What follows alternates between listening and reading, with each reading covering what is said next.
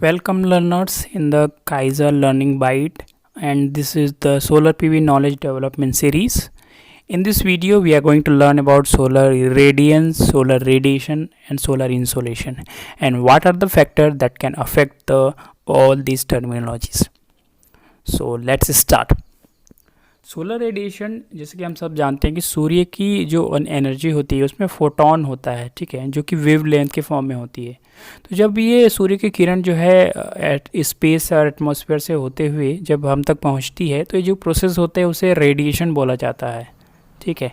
और उसी से रिलेटेड होता है हमारा इरेडियंस एंड इंसोलेशन। अगर मैं जानना चाहता हूँ कि एक पर्टिकुलर यूनिट एरिया में, चाहे वो 1 मीटर स्क्वायर का एरिया हो, चाहे 1 फीट स्क्वायर फीट का एरिया हो, मैं चाहता हूँ कि उस पर्टिकुलर एरिया में कितनी सोलर रेडिएशंस आ रहे हैं, उसको अगर मैं मेज़र करना चाहूँ तो उसे हम सोलर इरेडियंस कहते हैं। तो मैं अगर सोलर इरेडियंस को डिफ़ाइन करूँ तो इस तरीके से बोल सकता हूँ कि solar radiation received in per unit area, it is called solar radiance. अब यहाँ पे एक टर्म मिसिंग है कि हमने टाइम की बात नहीं की इस चीज़ों में।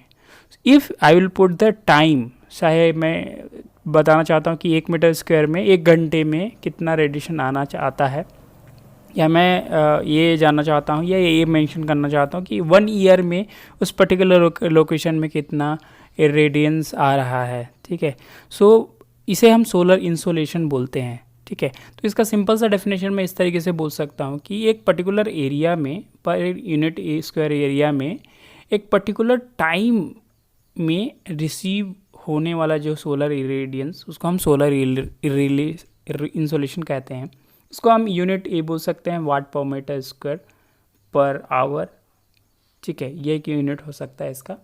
सो I hope you have clear all this 3 terminologies और क्या क्या फैक्टर हैं जो इसको इफेक्ट कर सकते हैं। तो बेसिकली आपको ये समझना है कि देखिए सूर्य की किरण से लेके अर्थ तक के बीच में क्या क्या चीज़ें आती हैं।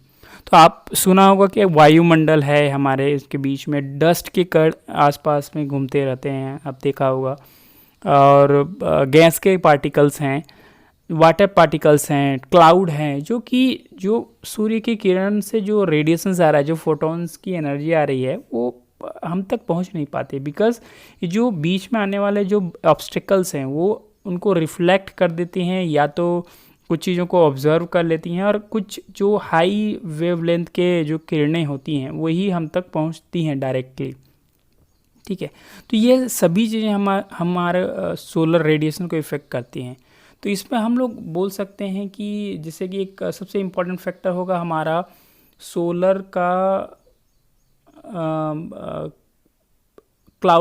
क्लाउडी सीज़न जैसे होता है, हमारा बरसात का सीज़न होता है, उसमें क्लाउडी एटमॉस्फेयर होता है, तो उसमें वाटर पार्टिकल्स जो है रिफ्लेक्ट कर देती हैं, तो ये भी हमारे सोलर रेडिएशन को कम करता है।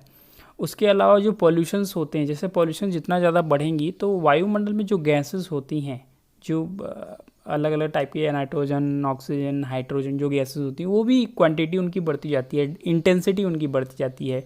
तो वो भी हमारे रेडिएशंस को कम करते हैं। जैसे कि हमको पता है कि ओजोन का एक परत बना हुआ है जिसके कारण जो है हमें कम गर्मी महसूस होता है, बिकॉज ऑफ वाट, कि वो रेडिएशंस को रोकता है, बहुत सारे रेडिएशंस को, ठीक है। तो ये एक फैक्टर होता है। उसके अलावा जो है हमारा पूरा इंटायर डे आप सुबह से शाम तक देखेंगे तो सन का मूवमेंट जो हो रहा है, हमारा अर्थ का मूवमेंट बोल सकते हैं, तो ये अर्थ का मूवमेंट भी बहुत ही इंपॉर्टेंट फैक्टर है जो कि सोलर इरेडिएशन पे इफेक्ट करता है। तो ये लोकेशन वाइज वेरी करेगा, हर एक लोकेशन का जो है सोलर इरेडियंस अलग होगा, क्योंकि जो डिस्टेंस है पर्टिकुलर लोकेशन का, सूर्य से लेके पर्टिकुलर लोकेशन का आप डिस्टेंस देखेंगे तो अलग अलग होगा ऑब्वियसली। तो ये लोकेशन एक फैक्टर होता है, टाइमिंग एक फैक्टर होता है, सीज़न एक फैक्टर होता है।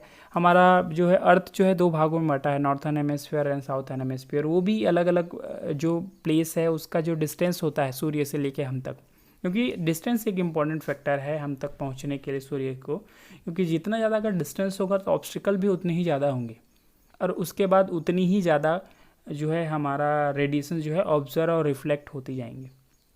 तो ये फैक्टर्स हमारे इफेक्ट करते हैं। और मूवमेंट जो है सन का, जैसे कि पूरा साल भर में मूवमेंट अलग अलग होता है, तो ये सब चीज़ें हमारे साइड इरेडियंस को इफेक्ट करती हैं। Hope you have understood.